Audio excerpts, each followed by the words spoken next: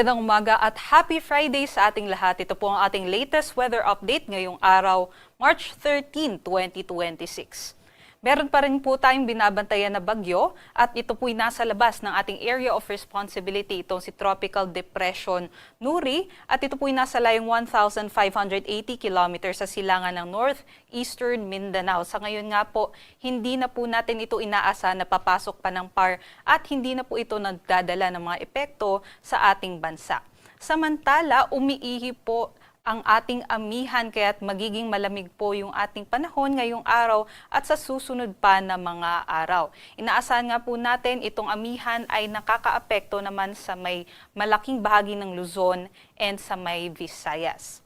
Kaya ngayong araw, inaasahan po natin dulot nitong amihan, posible pong magkaranas ng mga maulap na panahon at may hihinang pag-ulan yung ating mga kababayan dito po sa may Cagayan Valley at pati na rin po sa may Cordillera Administrative Region, sa may Apayao, Kalinga, Mountain Province and Ifugao, maging dito po sa may Aurora, Quezon, and pati na rin po sa may Camarines Norte, Camarines Sur at sa may Catanduanes. Aside po doon, for the rest of Luzon, kasama na po ang Metro Manila, ay maliwalas naman po yung ating panahon, although may chance lamang po tayo ng mga isolated light rains. Ito po yung mga agwat ng temperatura dito sa Luzon. Sa mga aakyat sa Baguio, mababa nga po ang ating temperatura, magiging malamig. 13 to 21 degrees Celsius sa Maylawag, 20 to 31 degrees Celsius, Tuguegarao 19 to 28. Dito naman sa Metro Manila, 20 to 30 degrees Celsius, Tagaytay 21 to 29 at sa may Legazpi naman 24 to 30 degrees Celsius. Dumako tayo dito sa may Palawan, Visayas at sa may Mindanao. Yung ating amihan po ay nag-e-extend hanggang dito po sa may Visayas and sa may northern parts ng Mindanao. So asahan nga po natin, generally maaliwalas po yung ating panahon liban sa mga isolated light rains. But for the rest of Mindanao ay inaasahan po natin magiging maganda naman din ang ating panahon, although may tsansa naman po tayo ng mga biglaang buhos ng mga pag-ulan dulot naman ng mga thunderstorms.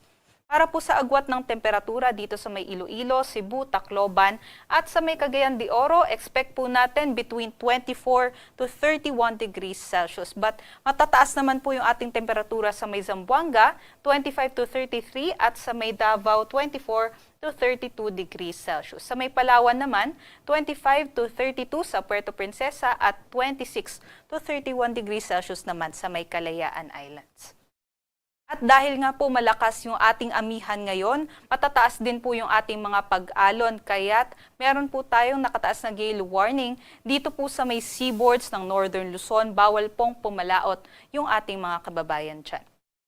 At para naman po sa ating heat index, ito po yung mga nakalap natin na datos o yung computed ni heat index kahapon. So dito sa Metro Manila, ang heat index po natin ay 33 to 34 degrees Celsius. At ang highest naman natin na heat index ay 37 degrees Celsius na naitala dito sa may Dumangas, Iloilo, Borongan, Eastern Samar, Davao City, Davao del Sur, at dito rin po sa may Cotabato City, Maguindanao. So yung ganitong mga temperatura ay nasa extreme caution levels po. So kailangan mag-ingat po yung ating mga kababayan dyan. Para naman po sa ating forecast na heat index o damang init, ngayong araw sa Metro Manila mas mababa, 32 to 33 degrees Celsius.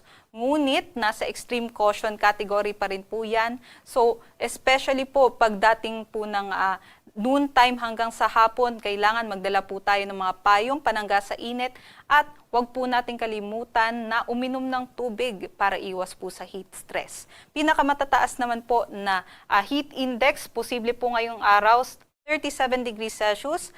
Dito pa rin po sa may Borongan, Eastern Samar, Davao City, Davao del Sur, Cotabato City, Maguindanao, maging dito sa may Zamboanga City, Zamboanga del Sur. So extreme caution, ingat po sa ating mga kababayan.